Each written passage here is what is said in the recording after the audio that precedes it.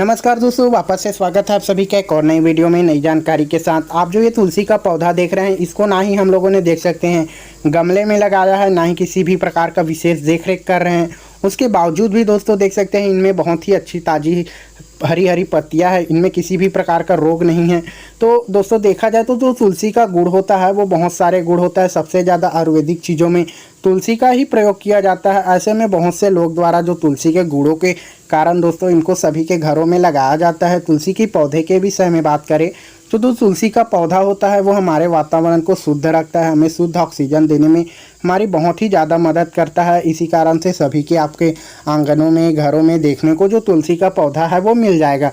लेकिन दोस्तों देखा जाता है किसी कारणवश जो तुलसी का पौधा है वो पूरी तरह से सूख जाता है। ऐसे में यदि आपका भी पौधा सूख गया है तो इसको आपको किस तरह से ठीक करना है, इसको जानने के लिए दोस्तों आपको वीडियो पूरा अंत तक देखना पड़ेगा, जिससे आपको ज्ञात हो जाएगा कि आप भी यदि तुलसी का पौधा सूख गया है तो ऐसे में किस तरह से आप उसको फिर से हरा भरा कर सकते हैं, फिर से अपनी जो घर की महक है दोस्तों वो बढ़ा सकते हैं। तुलसी में देखा जाए तो एक अलग ही प्रकार की गंध होती है जो वातावरण को बहुत ही शुद्ध और जो हमारे आसपास विषैले जीवाणु, वायरस इनको भी नष्ट कर देता है। तो दोस्तों तुलसी को हरा करने के लिए सबसे पहले का स्टेज आप देख सकते हैं कुछ इस तरह से जो सूखी सूखी तने हैं उनको आपको तोड़ लेना है। ध्यान रहे दोस्तों आपको सिर्फ सूखे तने के ही तोड़ना है, क्योंकि यदि आप एक आध दो पत्ते लगे हैं वो भी गलती से टूट जाते हैं तो ऐसे में हमारे पास बहुत ही कम पत्ते होते हैं, वो भी ज़मीन में गिर जाते हैं। तो आपको विशेष रूप से ध्यान रखना है जो सारी सूखी टहनियाँ हैं उनको दोस्तों आराम से आप औजार या अपने हाथों की सहायता से किसी भी तरह से उन पत्तियों को, उन तनों को दोस्तों गिरा देना है जो सूखी सूखी तने हैं। तुलसी के गुणों की बात करें दोस्तों तो इनमें अनेक प्रकार के गुण पाए जाते हैं जिसको गिनना पॉसिबल ही नहीं है, क्योंकि छोटी बीमारी से लेकर दोस्तों बड़ी बीमारी में इनका प्रयोग किया जाता है। चाहे वो सर्दी खांसी ही क्यों ना हो, सर्दी खांसी में दोस्तों इनका बहुत ज़्यादा उपयोग किया जाता है। ऐसे में इनका बहुत ज़्यादा महत्व तुलसी का होता है। तो सभी तनियों को आपको पहले इस तरह से सभी को तोड़ के निकाल देना है जो तुलसी के पौधे में है।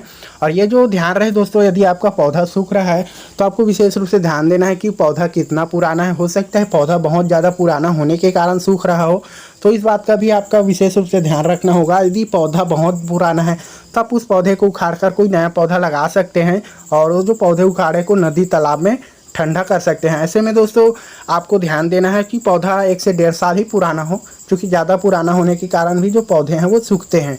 तो अब ऐसे कौन से उपाय हैं दोस्तों, कौन से फर्टिलाइज़र हैं जिनका प्रयोग करके आप इन दिक्कतों से बच सकते हैं और अपने तुलसी के पौधे को सदा हरा भरा कर सकते हैं, उनके विषय में बताएंगे। उसके लिए दोस्तों आपको लगभग देख सकते हैं 10 से 15 दाने जो सफ़ेद DAP का आता है उनकी ज़रूरत पड़ेगी।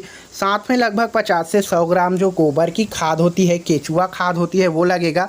अभी मेरे पास 100 ग्राम केचुआ खाद है जिसको मैंने इस पात्र में रख लिया है। तो आप भी लगभग 50 से 60 ग्राम जो केचुआ खाद है उसको ले सकते हैं।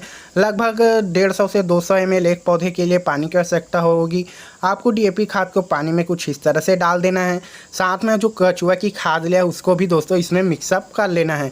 थोड़ा सा अच्छे से मिलाइए दोस्तों, चूँकि यदि केचुआ खाद है तो वो पानी में नहीं मिलता है, वो नीचे तले में बैठ जाता है। तो उसको आराम से अपनी हाथों से आप उसको मिला सकते हैं। तो देख सकते हैं अभी ये खाद पूरी तरह मिल चुका है और इसको यदि हम इसे रखते हैं तो जो केचुआ खाद है जब निचली तले पर बैठ जाएगा। तो इसे आप हिलाते रहिए और हिलाते हिलाते दोस्तों आपको किसी अच्छे से पात्र में ले लेना है, जो कि एक अच्छा बिना फूटा या बिना टूटा ऐसा पात्र हो, उसमें जो अपने खाद फर्टिलाइज़र तैयार किया है उसको ले लेना है।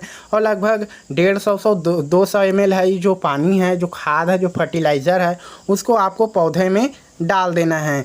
तो कुछ इस तरह से दोस्तों आपको एक बार फिर से मिला लेना है, क्योंकि ये जो केचुआ की खाद है नीचे तले में बैठ जाता है। तो चलिए इसको हमने मिला लिया है। अब इसका हम प्रयोग जो अपनी तुलसी के पौधे हैं उनमें करते हैं। तो ये लगभग एक पौधे के लिए 150 से 200 ml पानी जो फर्टिलाइज़र है वो हमने तैयार किया है।